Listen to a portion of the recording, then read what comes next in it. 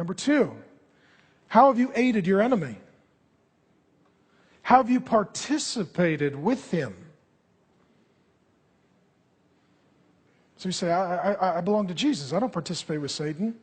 You can belong to Jesus and participate with Satan. Peter did, the leader of the disciples. Jesus looked at him on one occasion and said, "Get behind me, Satan." Was Satan possessing Peter? No, but he was influencing Peter, and Peter was somehow in that moment complicit with his enemy, and Jesus saw it. I'll give you a strange analogy again, back to one of my earlier points, that when I talk about spirit beings, some people get very confused. So I like to talk about human beings to illustrate a point of how people work, beings work, and then we can apply it to spirit beings as well. So let me give you a human analogy that then has a spiritual implication. You ever heard of something called the Stockholm effect? Get the dates right here. August 23rd to 28th, 1973. In Stockholm, Sweden, a bank was open doing its business, and thieves rushed the bank, seized it, took it over, and held the teller and the bank workers hostage. According to the report, they strapped dynamite, explosives, bombs on the bank workers, and they ushered them into a vault. And they held them for 5 days. 5 days. And they threatened their life. But eventually they were redeemed, to use the language of the Bible. They were liberated. They were delivered. They were set free.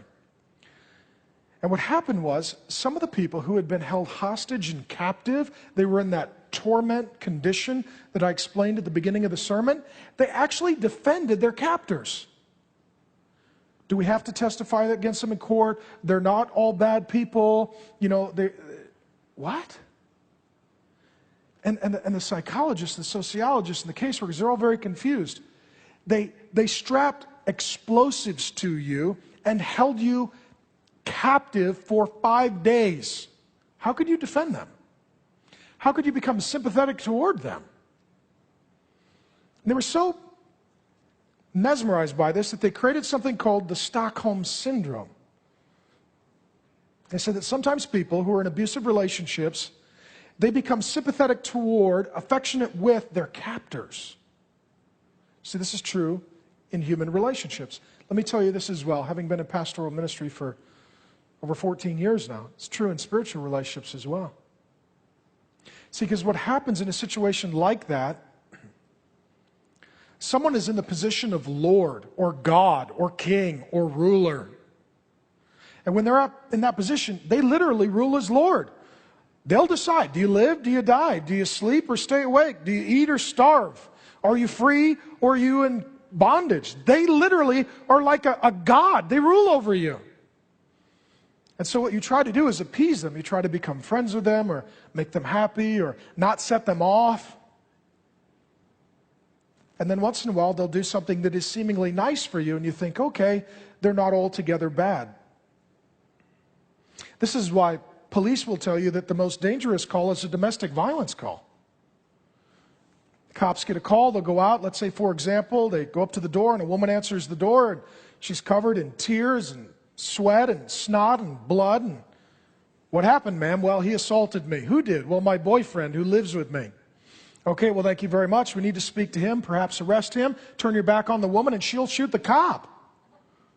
See, why would she do that? Why would she defend her abuser? Because the human heart is prone to deception. And Satan is a deceiver, so he deceives. See, human beings are prone to deception. You're a human being.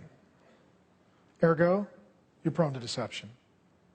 And we can look at the Stockholm Syndrome, or we can look at a battered woman and say, that's crazy. How could you not see this as an abusive, tormenting relationship? Yet we all lose perspective in our own life, and some of us think Satan isn't that bad, sin isn't that evil, darkness isn't that dark, and God isn't that good. I talked to one woman who was a battered woman, And she said, well, he wasn't always bad, and I think maybe he cared about me, and he did do some nice things. I said, like what? She actually said this. She said, well, he let me live. He's not supposed to kill you. But for her, not being killed was a gift, so she thought that that was affection. See, Satan is a murderer. Satan is a liar. Satan is a deceiver. Satan is an abuser. Satan has people in a condition of torment. And then we, because of our own self-deception, we can begin to view him in a position as Lord to where we actually become sympathetic toward him and complicit with him. Remember the story of Patty Hearst? Remember that story? She was taken hostage for 2 months. She was held against her will. And then she participated in a bank robbery, helping her captors. People ask, why? Because of the proclivity of human beings to be deceived. You know what? Some of you have been taken captive by Satan. You're being tormented by him. You're in an ongoing abusive relationship, spiritually speaking. And you know what? You're participating with your enemy.